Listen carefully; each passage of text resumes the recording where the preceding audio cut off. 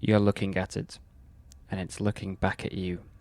It's dark out, and you can hardly even see what it is. It looks like a human, acts like a human. So why do you say it rather than he or she? What makes it only like a human? And why, deep down, are you terrified?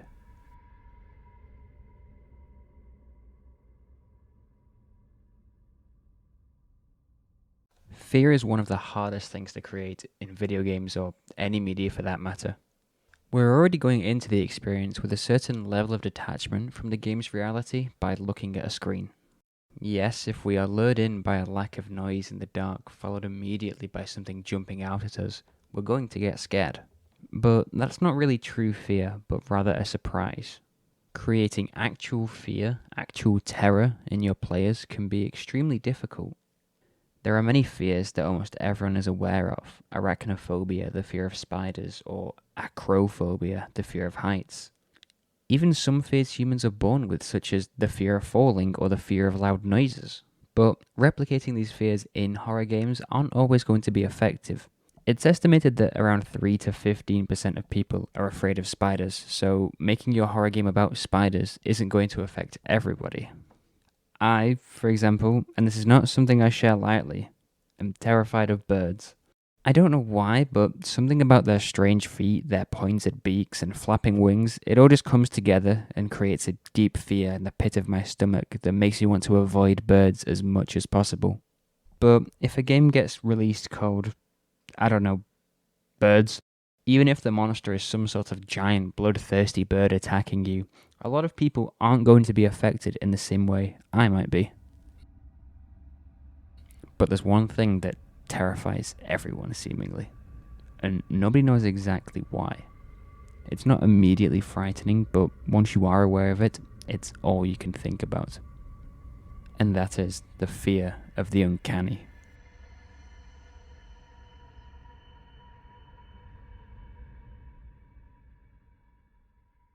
Now, this word gets thrown around a lot when describing horror, and a lot of the time it's not simply just for the buzzword, it does actually apply, especially in the sort of modern horror we see today. But if it applies to so many games, it's hard to pinpoint exactly what it is based on just the examples. So there's two sort of origins for the uncanny. There's the Gothic literature fear of the uncanny from around the 1800s, and then there's the more modernized version from around the last 100 years or so of the uncanny valley. And these two origins tackle the definition in very different ways, but come to the same conclusion.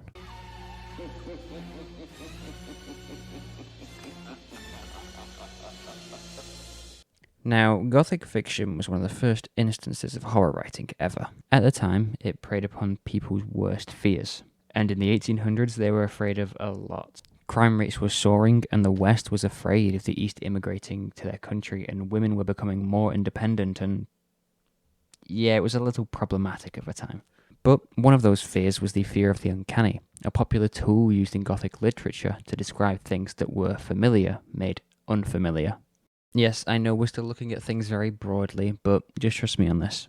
During the 18 and 1900s, this fear was played upon with characters like Dracula, a creature pretending to be human with odd-looking facial features such as a protruding forehead and arched nostrils. Or Frankenstein's monster, who technically is all parts human, but the amalgamation of different parts to act as a living person is what is horrifying. These main antagonists of Gothic horror are familiar in a human essence, but made unfamiliar by the way they look and act. And we see this sort of character design in video games such as Little Nightmares, where if it wasn't daunting enough that we play as such a small creature compared to all the enormous entities trying to attack us, these hostile monsters have grotesque faces and unnatural bodies while still playing the act of a human. We see these creatures blur the line of familiarity as monsters such as the chefs and the teacher are familiar jobs, and they sometimes do act the way they are supposed to when they aren't chasing after you. But the way they move and look is such an unfamiliar and unhuman-like way that it makes you feel not just frightened, but afraid.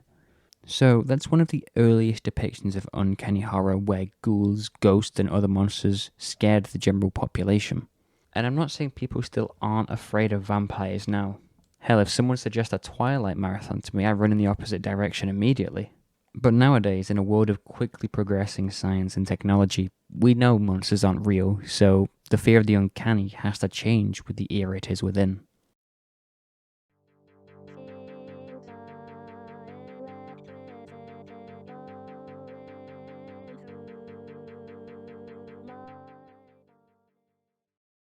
This brings us to the more modern and well-known name of the Uncanny Valley. This originated in Japan by a robotics professor in the 1970s known as Masahiro Mori. He believed that the more human a robot looked, the more positive an observer would react. This was until the robot reached a point of looking too similar to a human, where the emotional response would be disgusted or unsettled, the exact opposite. This wouldn't be too abnormal. A certain characteristic goes too far, which completely shifts the effect on a graph. Only Maury's theories took it a step further and believed that once humanness reached a certain point, the positive emotional responses would return. On a theoretical graph, this trend would create a literal valley in the curve of data, which was given the nickname, here we go, Bukimi no Tani. Oh god, I've butchered that. Or the Uncanny Valley. But that's all just theory. Can we actually prove it? Well, I wouldn't just set you up to say no, would I? 46 years later, a group of students took this theory and tested it using photos of robots with varying amounts of humanness. Some looked like this, and others more like this. I think the worst part about this is that all these robots at some point or another actually existed. These photos were shown to the participants in a random order who rated them using a visual analog scale. One group rated the robots' likability, while another rated them on trust. And interestingly enough, the data given by this student-led experiment showed the exact same trend that Mori predicted years ago. It was proven, at least through a robotics lens, that we as humans are unsettled by this uncanny look, by this idea of something almost human, that is almost like us, but different, and that its mere existence is unsettling. Looking through this idea, especially in the world of robotics, one game that wasn't intentional as a horror comes to mind, and that is Detroit Become Human. Now, this is a fantastic game exploring the morality and possibilities of sentient robot life, but there were just a few aspects from some of the androids that, even if they aren't trying, are quite unsettling. For example, the android Jerry. We see him throughout multiple instances within the story. First is with Marcus, where he is the cashier selling paint. These two androids are having a short conversation, but it doesn't sound normal. More like the bare bones or the blueprints of what two humans might say to each other. Jerry especially is very lifeless in his expressions, and since he is speaking to another android, there are no attempts at social mannerisms like he might with a human customer. This whole conversation, while a brilliant showcase of the efficiency of these androids, feels off due to the lack of emotion that we would be concerned by if it was a human cashier. The next time we see Jerry is with Kara at the Pirate Island amusement park. Now, this setting is creepy enough in its abandoned and withered state. At the entrance, they see a Jerry model who is repeating the same phrase over and over again with a learned movement and inflection in his tone. It's just weird to look at, especially so perfectly repeated over and over again. This character that looks so much like a real person, seemingly having lost their humanity and stripped down to a greeting on repeat, with no end in sight. One of the theories for why we're afraid of the uncanny is the human norms theory, which suggests that our brain does not comprehend Jerry as an android acting like a human, but rather an abnormal human trying to pass as normal. The almost human appearance is contradicted by the unnatural behavior. And if you think it couldn't get any worse, the androids start breaking into the building. They say they mean no harm after, of course. This time, Jerry notices Alice, the young girl with Kara, and his voice changes from a worried yet calm to an animated, jolly, customer service-like voice, and he beckons her to see a surprise. This change in voice, while also being an android themselves, feels like a facade on top of a facade, like a fake human acting more fake, especially in a very uncertain situation such as this. It makes it even more disturbing. But why? We've looked at examples from over 200 years ago to the present, and it has all been seemingly so effective. But why? What makes this fear so universal? Well, I believe there are two major components we need to look at. Character design so creepy that even the friendliest of characters would be deeply unsettling, and character behavior that is so off-putting that even the most normal-looking video game characters still create that tension.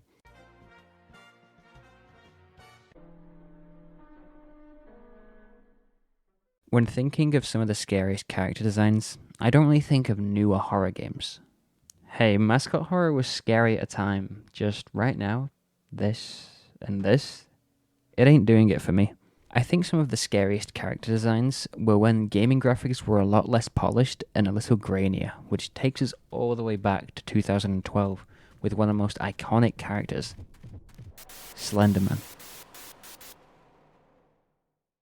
Now, there have been a lot of Slenderman games since the first, 12 years ago, but it always follows the same characteristics. It's shaped mostly like a human, with arms, legs, torso, and a head. However, that head is a pale white with no hair and no facial features at all, just completely blank. Even with how tall Slenderman is, its arms are still unnaturally long, and it wears a fitting black suit.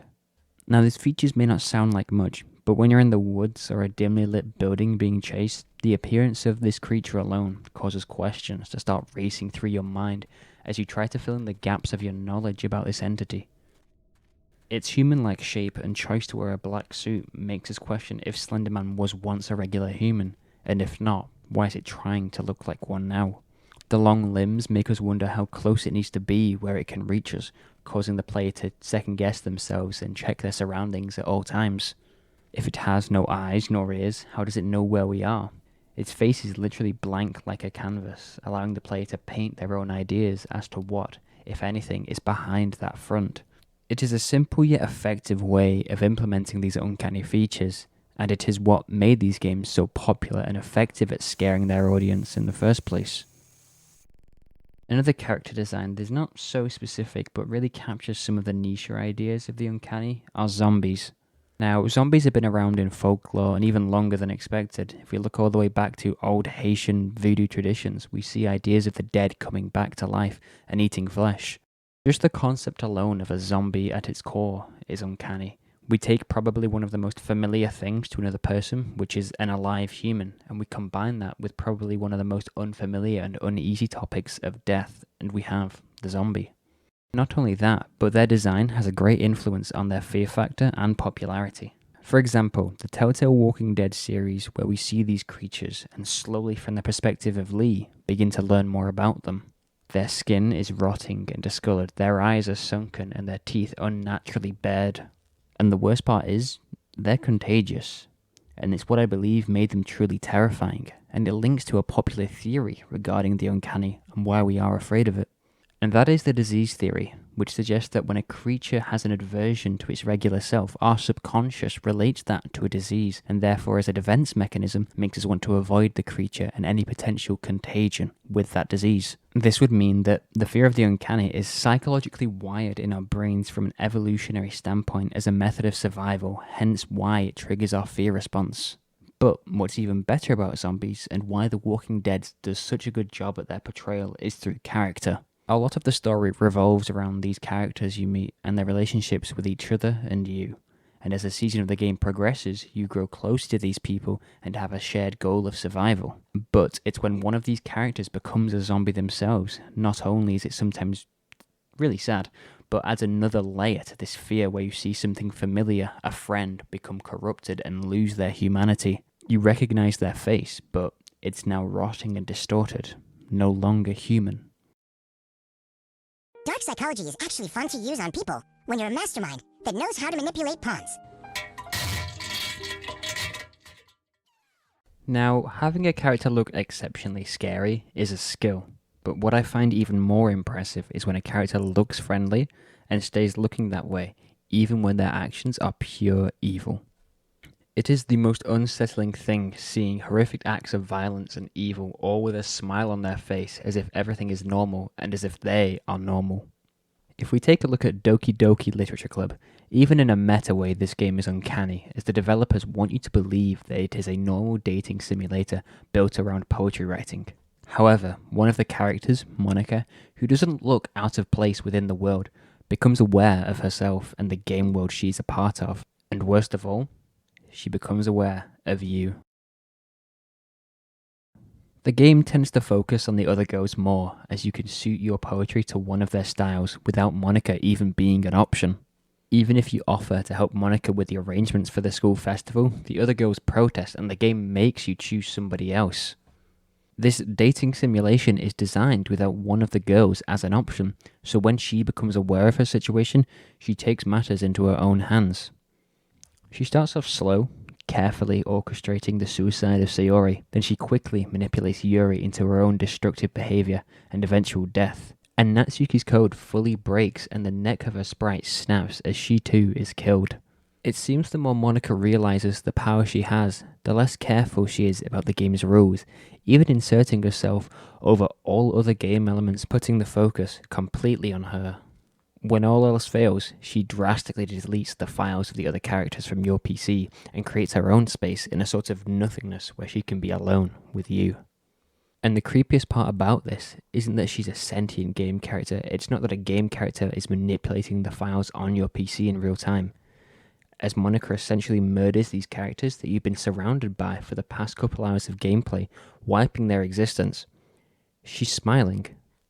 She's pretending that everything is okay, that she is okay. She fakes eating a cupcake knowing that they aren't real, noting that they will no longer exist soon. And then she takes complete control in her own world, and she speaks directly to us. Not us in the game, but us the player. This is why the game was so loved when it was first released. This direct communication with an entity we know nothing about. The Monica we see is a mask, her pretending to be happy. We're staring at a smiling schoolgirl knowing what horrific things she is capable of. A psychotic bit of code that deceived us. And this deceit leads the player down the rabbit hole as we're unsure as to Monica's true capabilities, as to how far she'll go to attain her goal of love. Or rather, how far can she go? She's bent the game files to her will, but what more can she do? Sure, she's messed up a couple of times, but now we're only able to see what she wants us to. Despite showing no indication in her looks of the uncanny, Monica's actions, while still maintaining that dating sim smile, is what truly makes this game horrifying. Another good example that isn't actually from a video game but is such a popular form of uncanny horror that I just had to talk about it is the Mandela Catalogue by Alex Kister. And while yes, the misshapen humans are awful to look at, the way these alternates behave is what truly freaks me out. These creatures are the most uncanny, taking the place of real people and trying to talk and act like those they've replaced, even in their voice. This clip is two friends. One of them, Caesar, has just found their mother collapsed and has asked their friend Mark to turn on the cameras whilst he took her to the hospital. He does so, only when he returns home, he realized an alternate has followed him, and it sounds just like Caesar.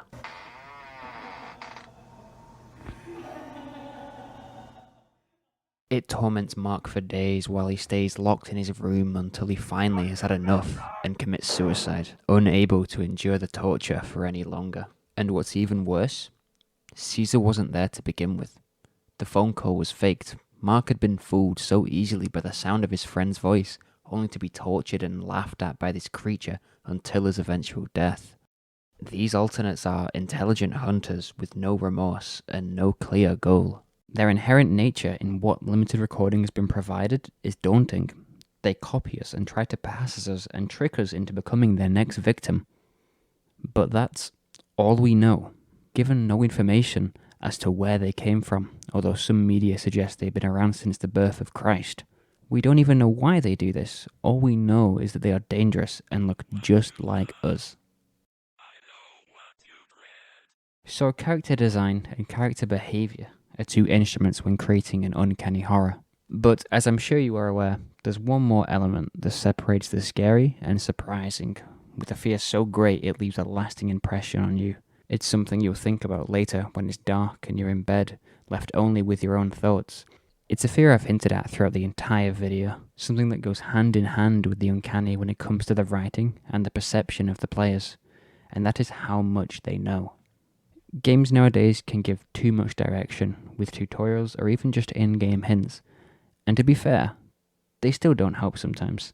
But what makes the entities in this video truly create horror within their players is the lack of information we are given. We're still uncertain if we can trust Jerry. What does Slenderman want, and why does he look like that? How far can Monica manipulate the world around her? And why do the FNAF animatronics come to life? Oh, they did explain that? And it made the game less scary afterwards.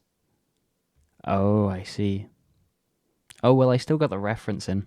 This lack of information allows the player to come up with their own ideas, and that might sound like just half-baked writing, but giving a half-painted canvas to the player in this instance allows their minds to wander as to what scares them the most. Like I said at the start, not all fears are going to apply to everyone, but with a mixture of unfamiliarity and the unknown, the player's minds can run wild with their own deepest fears, and having that element of the familiar keeps the players grounded in reality and makes the horror they feel so much more real. Thank you for watching this video. It's something that ever since I started studying horror, I have just been amazed by. I say this to myself every time I upload a new video, but I'm saying this to you now. I will try to get another out sooner rather than later. But just know that no matter how many videos I make, each one will be something I work hard to create. This is like my 5th draft of this video, and each video will be something I truly care about and want to share. I don't know what video I'm going to make next, but we'll see. Thanks again. Bye.